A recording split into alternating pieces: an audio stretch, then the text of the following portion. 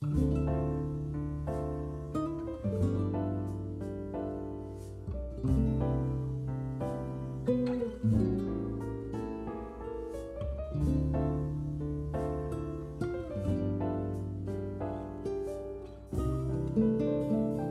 시절로 오세요. 그때 우리가 여기에 있습니다. 작가님이랑 이렇게 작품 얘기하니까 너무 재밌는 것 같아요. 진짜 너무 재밌어요. 그러니까 이게 뭔가를 만드는 사람들이 할 수 있는, 이렇게 볼 수 있는 관점이 있잖아요. 그런 것들이 느껴지는 것 같아서, 그러다 보니까 또 문득 이런 궁금증도 생겨나는데, 아까 음악 듣는 것도 너무 좋아하시는 걸로 저도 알고 있고, 네. 그런데 음악으로에서도 많이 영감을 받으시는 편인가요? 뭔가를 그림 그리시고 하실 때? 네, 그렇죠. 모든 것이 영감이 될 수 있는데 네. 최근에 영감을 많이 받은 거는 책이었던 것 같아요. 아, 책이요? 네. 어떤 책이었나요? 우리가 빛의 속도로 갈 수 없다면 이라는 작품 있잖아요. 이 작품 얘기가 갑자기 여기서 나오는군요. 김초엽 작가. 네, 김초엽 작가. 저도 너무 좋아하는 책인데. 그러니까 그 작가님의 음, 글을 읽다 보면 네. 그림이 그리고 싶어지더라고요. 그렇지. 그러니까 어떤 장면이 어, 되게 생각이 나고 네. 그 생각이 나면 그걸 표현을 안 하고는 못 베기겠는 거예요. 멋있다. 진짜요? 멋있다. 그게 그 네. 책이 주는 영감의 매력인 것 같아요. 와, 김초엽 작가. 근데 제목도 너무 멋있잖아요. 우리가 맞아요. 빛의 속도로 갈 수 없다면. 맞아요. 그다음에 또 최근에 나온 장편 소설 제목은, 이것도 너무 멋있는 제목인 것 같은데, 지구 끝의 온실. 이런 것도 뭔가 실제로 그 책 표지도 되게 예쁜데, 네. 되게 그림을 그리는 분들이라면 더 이렇게 영감이 될 수 있을 법한 말들인 것 같아요. 그 맞아요. 말 자체가. 그렇구나. 책에 많이 영감을 받으셨고, 네. 음악도 뭐 꾸준하게 작가님에게 영감을 주고 계실 거라는 생각이 드는데, 이게 저도 뭐 사실 스포티파이라고 하는 그 스트리밍 서비스를 이용을 하고, 이게 막 요새는 이런 서비스들이 플레이리스트를 직접 짜주잖아요. 네. AI가. 맞아요. 굉장한 정확도를 자랑하는 시스템들이 있는데, 제가 듣기로 여전히 작가님은 스스로 플레이리스트를 조직을 해서, 네. 심지어 그걸로 돈을 벌고 계시다는 제가 얘기를 들은 거거든요. 이게 뭐 어디까지가 진짜인지 모르겠는데, 플레이리스트를 만들어서 돈을 번다는 건 어떤 건가요? 그게 뭐 많은 액수를 버는 건 아니고요. 정말 소소하게 네. 내가 좋아하는 걸 했더니 용돈 정도를 좀 주네 이 정도인데 제가 벅스를 아시나요? 벅스뮤직 알죠? 그 스트리밍 네. 서비스잖아요. 그것도. 요즘 누가 벅스를 쓰냐 이런 얘기를 많이 들었어요. 그래요? 근데 저는 벅스를 정말 아기 때부터 되게 써왔거든요. 근본이는 엄청 오래된 건데 그거. 네, 그죠. 근본은 아시네요. 네. 제가 그런 게 뭐 소리바다 그때부터 있던 건데. 네. 네네네. 아무튼 그래서 그 벅스에서 이제 뮤직PD라는 게 있는데 뮤직 PD. 네, 벅스 뮤직PD로 활동을 하고 있습니다. 그 뮤직 PD라는 거는 이렇게 약간 직위가 부여된, 아무나 할 수 있는 건 아닌 것 같은데요. 그러니까. 맞아요. 이게 벅스에서 모집을 해요. 네. 그 뮤직PD의 신청을 받는데 이제 당신이 짠 플리를 한번 여기다가 올려봐라.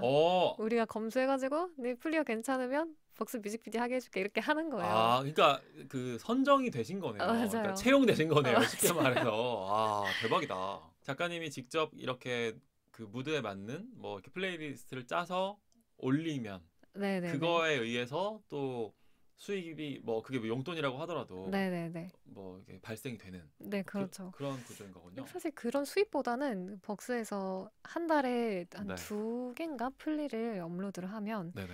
그 음악을 들을 수 있게 이용권을 주거든요.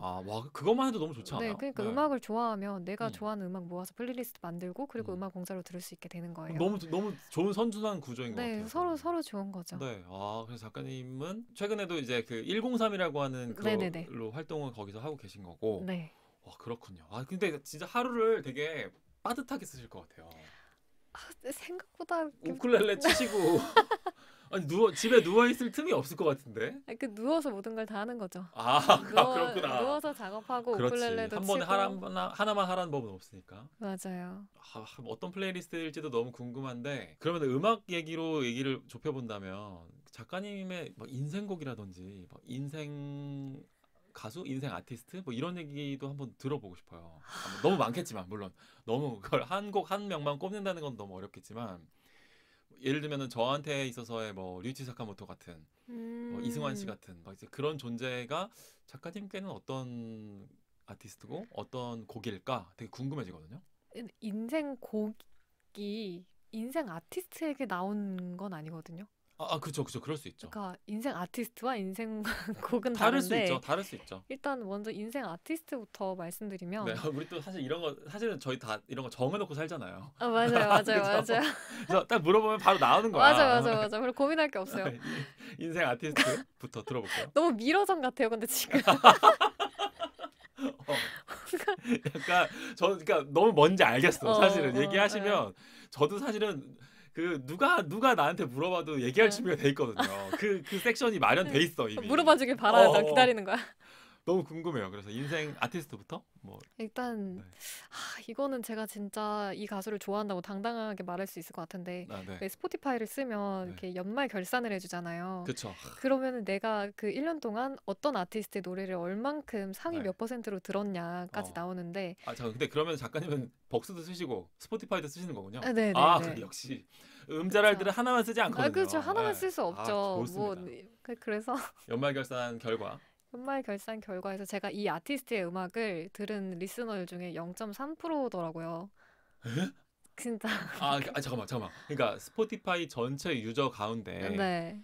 지금 말씀하시려고 하는 이 아티스트의 음악을 들은 0.3%라고요? 네. 저 놀랐어요. 누군가요, 그 가수가? 검정치마의 조유일님. 홀리데이죠.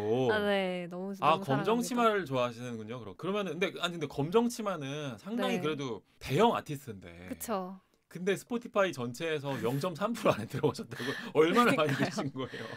거의 뭐 달고 산다고 봐야죠. 인생 아티스트 네. 언제부터 그렇게 좋아하셨어요, 검정치마를? 검정치마 음악을 좋아한 건 고등학생 때부터였던 것 같아요. 네, 그럼 검정치마 노래 중에서 제일 좋아하는 노래가 있다면 물론 워낙 많겠지만 최근에는 민이었던 것 같아요. 제일 최근에 나온 앨범 네, 말씀하신 거죠? 팀트러블 앨범에 네, 그 저기 MIN 민. 네, 맞아요. 미는 남자. 굉장히 또 네. 검정치마가 그 악기를 잘 쓰잖아요. 그런가요? 색소폰을 엄청 잘 쓰셨더라고요. 편곡을 잘한다. 맞아요. 네. 천재라고 생각해요. 진짜 저도 검정치마. 그렇군요. 검정치마가 인생 아티스트시고. 네, 제가 아까 그런 말씀드렸잖아요. 건강보다 컨텐츠가 먼저다. 네. 근데 제가 그 표현을 봤던 게 이제 검정치마의 인스타그램 댓글이었거든요. 네네. 형 건강보다 음악이 먼저인 거 알지? 그만 자, 빨리 만들어. 네. 이런 느낌으로. 네, 검정치마 이 조유일 씨가 굉장히 네. 그 팬들의 마음을 이렇게 좀 이렇게 기다리게 하고 그런데 좀 탁월한 능력을 가지셨거든요. 밀당 잘하시네요. 네. 낸다고 하면서 좀 더 기다려. 공연할 거야. 좀 더 기다려 이러시는데 그것도 굉장히 매력으로 네. 느껴지는 것 같아요. 백삼 작가님의 인생 아티스트는 검정치마였다. 네. 그러면 이제 인생 곡도 너무 궁금해지거든요. 인생 곡은 제가 고르기 진짜 어려운. 그 사이에 굉장히 고민을 많이 했는데 네. 제가 요새 그 실리카겔이라는 밴드에 빠져 있거든요. 실리카겔. 네, 그 실리카겔의 노페인이라는 곡이 있어요. 논팽이요? 노페인이요. 노페인. 이번에 한국 대중음악상에 상까지 받은 네, 맞아요. 노래였죠? 네. 죄송합니다. 저희 몹쓸 개그. 잘 웃어주셔서 감사해요. 쉽지 않았어요. 이걸 어떻게 해야 되지? 노페인. 근데 비교적 최신곡이네요. 네, 최신곡이에요. 근데 인생곡을 여쭤봤는데 이렇게 최신곡이 나온다는 거는 사실 그 사람의 그 플레이리스트가 얼마나 활발하게 순환하고 있는지를 알 수 있는 거거든요, 사실. 참고로 오늘 작가님께서 머플러를 네. 하고 오셨는데 그게 실리카겔 굿즈죠? 맞아요. 제가 바로 본 거 맞죠? 네, 실리카겔 로고가 덕지덕지 이렇게 그려져 있는 실리카겔 로고가 좀 멋있어요. 맞아요, 멋있어요. 네. 요즘 이런 표현은 어쩔지 모르겠는데 네. MG 저격템이라고 해야 되나? MG. 또 본인이 MG라고 또 이렇게 아니, 작가님도 그러시잖아요. 저도 MG이긴 MG인데 네. 너무 넓게 그게 잡혀 있어가지고. MG긴 MG라. 그러니까 사람들이 MG라고 하면 보통은 Z세대 말하는 거잖아요. 네, 근데 그렇죠. 저는 M 쪽이란 말이에요. 그게 약간 좀 거슬리긴 한데. 그래서 그 정도로 좋아하시는 네. 실리카겔의 노래 노페인. 오늘 저희의 추천곡으로 하죠. 노페인. 너무 좋습니다. 네.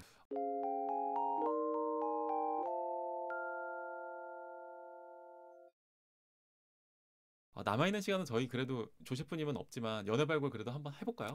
저 너무 기다렸어요. 한번 이제 미쳐버려. 더 이상 기다릴 수 없어서 내가 만들러 나왔다. 약간 이런 느낌으로 맞아요. 오늘은 또 모처럼 저희 방송에 이제 또 여성 게스트가 나오는 여성 출연자가 나오시는 경우가 거의 없기 때문에 네, 그쵸. 이 기회를 저희가 놓칠 수 없어서 저희 지난번에 권예슬 작가님 나오셨을 때도 연애발굴 잠깐 했었거든요. 네, 너무 재밌었어요. 그런 것처럼 연애발굴 코너에 대해서 이걸 얘기를 하다 보면 사실은 저도 조크나 셰프랑 10년 넘게 알았지만 그분에 대해서 저도 새로 알게 되는 것들이 있더라고요. 그죠. 이걸 이딴 식으로 생각하는구나. 약간 이런 게 있더라고요. 오늘 저도 그렇게 되는 거 아닌가요? 아닙니다. 오늘 그러니까 근데 그런 게 막 싫은 게 아니라 사실은 되게 배운 점이 되게 많아요. 그래서 그런 한편으로 이 연애라는 게 얼마나 한 사람의 그런 또 가치관을 투영하고 있는지에 대해서도 되게 생각해 보게 되는데 이게 뭐 여러 가지 뭐 이슈를 정해가지고 혹은 뭐 최근에 화제가 되고 있는 뭐 어떤 사연을 가지고 얘기해 보는 것도 되게 좋은 방법인데 제가 최근에 그 조 셰프님이랑도 그 연애 밸런스 게임을 해봤는데 이게 너무 재밌는 거예요. 맞아, 재밌죠. 거기에서 되게 딱 드러나는 그 사람의 딱 그 생각의 이런 방향성이 있기 때문에 백삼 작가님하고도 요거를 한번 해보면 어떨까 생각이 들어서 제가 한번 갖고 와봤어요. 자, 한번 뭐 저도 같이 한번 생각해 볼게요. 뭐 커플 논쟁거리, 토론 주제 모음 뭐 이제 이런 거예요. 네. 들어보세요. 한번 이제 골라주세요. 애인과 길을 걷고 있는데 옆에 지나가는 이성의 핸드폰이 떨어진 거예요. 주워서 건네준다 vs 본체만 채 그냥 지나간다. 작가님이 만약에 이 애인과 길을 걷고 있다고 했을 때 그렇다는 거예요. 둘 중 하나를 무조건 골라야 되는 거죠. 그렇죠. 네. 저는 주워서 건네준다 아니면 애인에게 말을 저도 그럴 것 같아요. 저거 좀. 그러니까 저는 가장 이상적인 방법은 네. 제가 주워서 애인에게 줄 것 같아요. 내가 근데 좀 건네주기가 좀 그래가지고 혹시 건네줄 수 있어? 그 뭐 이 정도가 가장 모범답은 아니. 근데 왜냐면 본체만 채 그냥 지나갈 것까지 뭐 있어. 그건 너무 인성이. 아니 우리나라 그러니까 우리 시대에서 핸드폰을 떨어뜨렸다는 거는 자신의 전부를 떨어뜨렸다는 건데. 그렇죠. 이걸 한 인간의 영혼을 회수해 주는 건데. 저는 사실 이게 좀 잘 모르겠는데 그걸 이성의 폰이라고. 그치. 그걸 구분 짓는 것부터 약간 그렇네요. 이상하다는 생각이 들어요. 조금 뭐 굳이 이렇게까지 할 필요가 있나 생각이 들어서 그 정도 그냥 이제 애인에게 뭐 그냥 같이 얘기해 본다. 알겠습니다. 다음 질문. 나, 친구, 애인 이렇게 셋이 만난 술자리에서 나는 비흡연자인데 담배를 안 피우는데 친구와 애인은 흡연자인가 봐요. 이 두 사람이 담배 피러 나가도 신경 안 쓴다 vs 술자리 끝나고 싫다고 말한다. 신경 안 써요. 그러니까 내가 이게 싫은 포인트라는 거는 그거잖아요. 나 잠깐 혼자 앉아 있는 그게 그쵸. 뻘쭘한 거랑 플러스 친구랑 애인이 둘이 나가서 만약에 게다가 그 친구가 이제 나랑 동성 친구면 애인이랑은 이성 관계인 거잖아요. 네. 그 둘이 나가서 담배 피러 오는 게 싫을 수 있다 뭐 이제 이런 건데.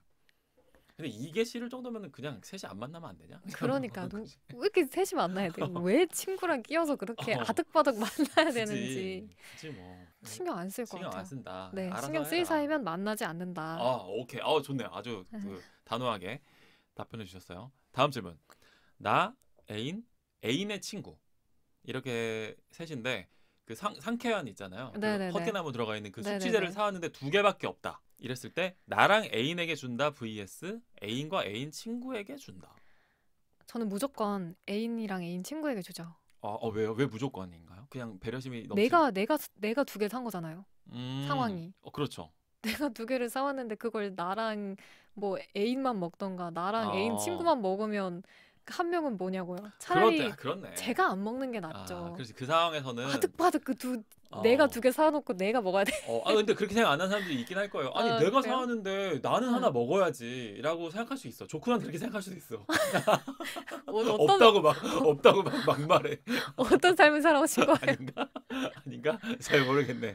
갑자기 생각나는 게 있는데 제가 초등학생 때 이제 반 애들한테 이제 뭐 간식 같은 거를 이렇게 나눠줄 때가 있잖아요. 네네. 뭐 학부모님들이 뭐 아이스크림을 사준다든지. 근데 저는 그때 선생님께 항상 없는 거예요.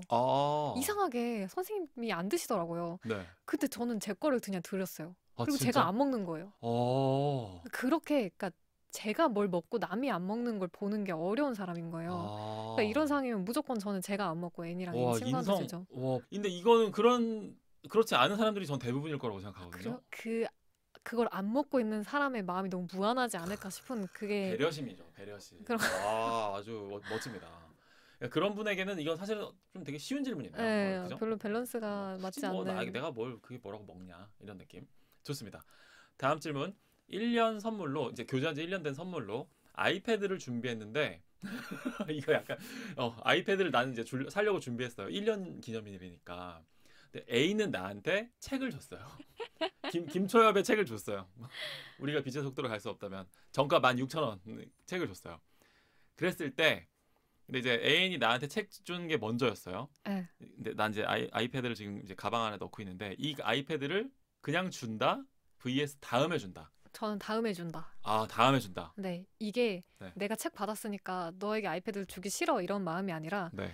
상대가 무한할 수 있잖아요. 음. 비교를 너무 할 수 차이가 있잖아요. 나니까. 네, 그러니까 나는 책 준비했는데 네가 아이패드를 줬구나라고 혹시나 그런 생각을 가질까 네. 싶어서. 네. 그리고 넌지시 그 다음에 줄 때 내가 이런 걸 준비했어라고 얘기를 할 것 같아요. 너무 이제 바로 그 자리에서 네네. 나는 아이패드 준비했지롱 짜잔 이렇게 방금 그 되게 너무 연기를 좀 잘하시는 것 같은데 보니까. 그래요? 네. 그러니까 저도 이 밸런스 게임 보니까 그러니까 안 준다라는 옵션은 없네요. 보니까 네. 그렇게 치사한 밸런스 게임은 아니었어요. 네. 그래서 저도 그래서 보니까 언젠가 줄 거라면 지금 줘서 너무 이렇게 대립각을 딱 이렇게 대조점을 이렇게 드러나게 하는 것보다는 다음에 뭐 사실 저는 그런 것도 멋있는 것 같아요. 이게 그러니까 1년 선물은 오히려 책 같은 거를 그냥 하고 아이패드 같이 약간 큰 선물은 그냥 오늘 아무것도 아닌 날. 오늘 목요일이라서 준비했어. 약간 이런 느낌으로 하는 것도 좀 멋지지 않나. 멋있네요. 그런 느낌의 그런 또 질문이었다. 네. 다음 질문 재밌을 것 같아요, 작가님. 내 애인은 이랬으면 좋겠다. 한 명과 5년 연애 경험 vs 1년에 5명. 저는 무조건 전자입니다. 전자라고 하시면 한 명과 5년 만난 게 낫다. 네. 그러니까 한 명과 깊은 관계를 맺는 게 낫다. 네, 작가님은 어떠세요? 5년 좀 길지 않아요? 근데? 길죠. 근데 그러니까 이런 것 같아요. 예를 들면 1년에 5명이면 2달 정도잖아요. 저는 이 질문을 하는 후자인 것 같아요. 1년에 5명. 그런데 1년에 50명이다. 예를 들어. 이제 이러면 이게 좀 달라지는. 어떻게 사는 사람이야? 그러면 막 이제 양다리도 걸치고 막 이제 이랬겠죠. 아.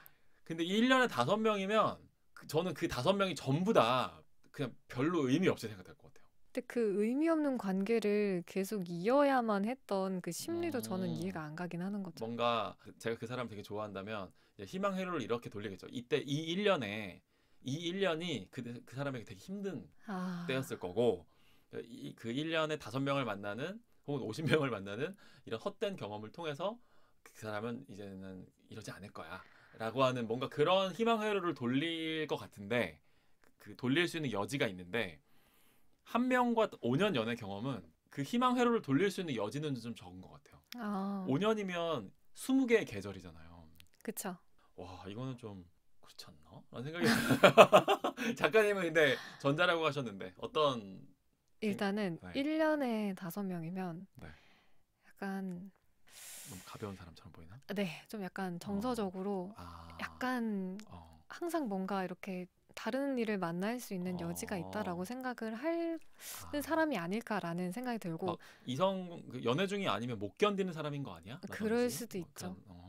혹은 조금만 단점이 보이면 그냥 사람을 쳐내는 그런 사람인가? 그러니까 관계가 깊어지는 게 적어도 한 1년은 만나야지 이 사람에 대해서 잘 알고 그런 건데 1년에 5명을 만난다? 그거는 깊어지기 전에 헤어지고 그냥 뭐 어떤 사람인지 제대로 알기도 전에 사람과 멀어지는 게 그냥 인간관계 맺는 것 자체를 두려워할 수 있지 않을까. 굉장히 날카로운 설득력 있는 지적이에요. 네, 그래서 그거를 파고들 자신이 없을 것 같아요. 그 상황에 직면할 또 자신이 없다. 한 명과 5년 연애를 하신 분이면 어떤 인간관계가 어떻게 시작되고 어떻게 깊어지고 어떻게 마무리가 되는지 그거를 꽤 긴 시간 동안 겪어본 사람이라는 거잖아요. 그리고 5년이라는 세월 동안 연인 관계를 유지하려면 책임감도 굉장히 커야 된다 생각해요. 그러니까 그 책임감이 어떤 가치인지 아는 분이라면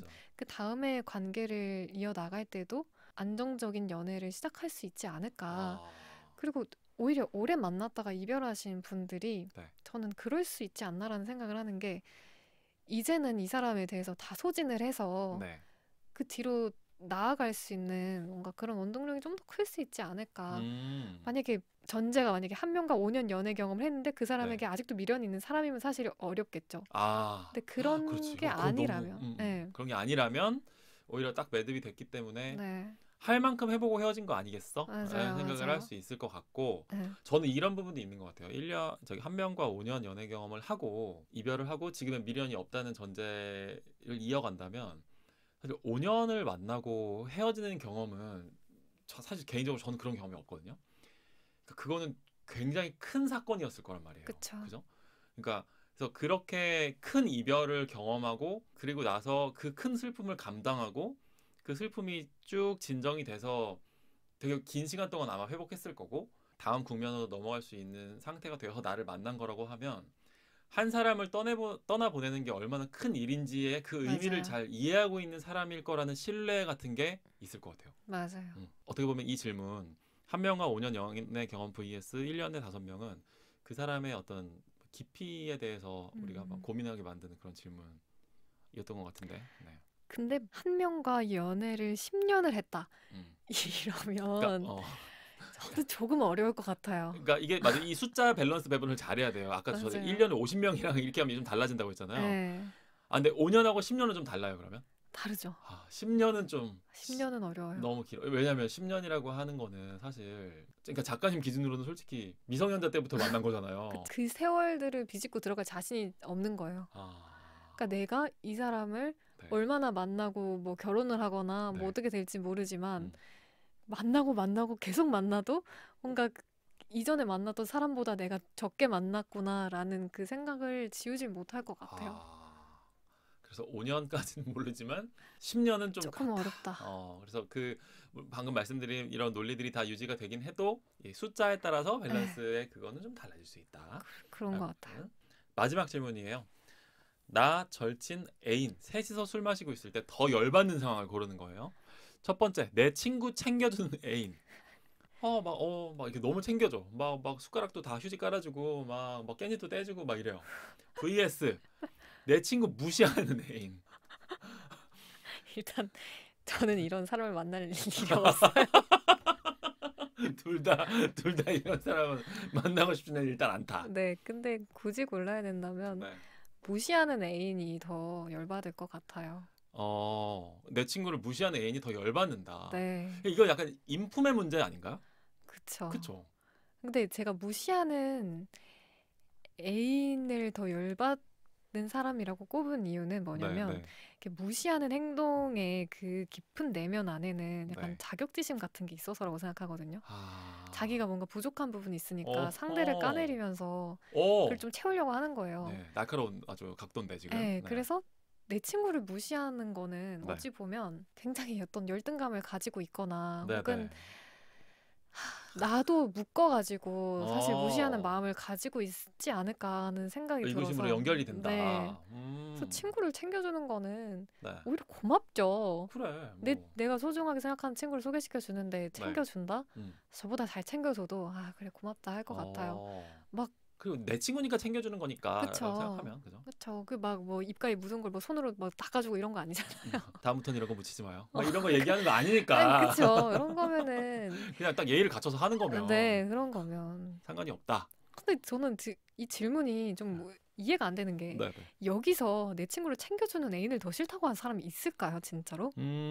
막 독점력이 되게 좀 강하다든지 뭐 그러니까 이런 거 아니겠어요? 그러니까 챙겨주면 이것도 그 수위 조절인데 그 막 깻잎 떼주고 막 숙취 해소제도 막 나한테는 안 주고 막 친구한테 주고 이제 뭐 이런 극단적인 상황을 좀 몇 개 얹으면 이걸 더 열받아하는 사람들도 있긴 할 것 같긴 한데요. 그냥 셋이 안 만나는 그 셋이 만난 것 자체가 네. 잘못된 선택이었다라고 굳이. 하는. 네. 데이트는 둘이. 이렇게 쭉 봤을 때 저도 조코나 셰프랑 연애 얘기하다 보면 이 친구는 그 인간 간의 어떤 신의라든지 약속이라든지 책임 이런 거에 대한 무게를 되게 무겁게 느끼는 사람으로 저는 인식이 되어 있거든요. 네네. 작가님은 이렇게 쭉 연애에 대한 이제 얘기를 오늘 처음 이 방송에서 나눠본 건데 어떤 인품과 배려심 이런 거에 되게 좀 중점을 두고 계신 거 아닌가. 그게 본인 스스로에 대해서도 그렇고 다른 사람들에 대해서도 그렇지 않나. 네, 그런 것 같아요. 그런 거를 좀 중점적으로 보시는. 되게 너무 잘 정리해 주셔가지고 딱 포장이 딱 됐네요.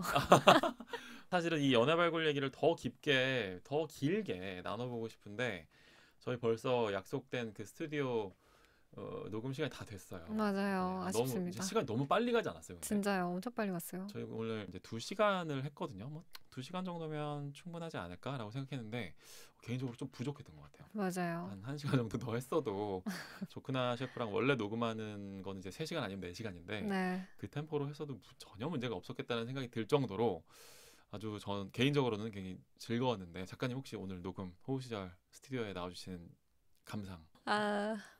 너무 네. 즐거웠습니다. 지금 드디어 탕웨이 씨가 마침내 호시절에 너무나 기다렸어요. 또 우리 조 셰프님한테도 그럼 한마디 응원의 메시지라도 한번 남길까요? 저희 이게 뭐 조 셰프님 항상 잘 듣고 있습니다. 네, 그리고 그 조 셰프님께서 그 인스타에 썸네일 항상 이렇게 9개 컷으로 나눠가지고 올려주시잖아요. 그거 되게 멋있죠. 네, 되게 너무 좋고 항상 잘 듣고 있습니다. 연애 발굴 너무 속 시원해요. 네, 그림이 좋으니까 또 그것도 멋있게 보이는 거죠. 네. 저희가 항상 더 감사하다는 얘기를 아마 조 셰프님이 이 자리에 있었으면 그 얘기를 했을 것 같다는 생각이 드네요. 제가 그 조쿠나 선생님이 하셨던 그 마지막 엔딩 멘트를 저도 좀 따라서 하고 싶은데 너무 좋아요. 제가 그 들었던 말 중에 네. 항상 영화로우세요라고 했던 그 마지막 멘트가 기억에 남도록 기억하시나요? 네, 기억나요. 네, 그게 되게 좋았거든요. 너무 좋은데? 그럼 우리 그래가지고 오늘 그 멘트로 작가님의 그 멘트로 오늘 방송을 마무리할까요? 네, 그래서 너무 좋습니다. 이번에 한번 해보는 걸로 하겠습니다. 좋습니다. 그럼 저희 오늘 백삼 작가님과 함께한 저희 호우시절 3가지 에피소드는 이것으로 마무리하도록 하고요. 다음 에피소드에서부터는 평소의 체제대로 조쿠나 셰프와 함께 또 새로운 2편의 영화를 가지고 와서 즐겁게 녹음할 수 있도록 하겠습니다. 여러분 봄이 옵니다. 봄에도 영화로우세요. 감사합니다. 감사합니다.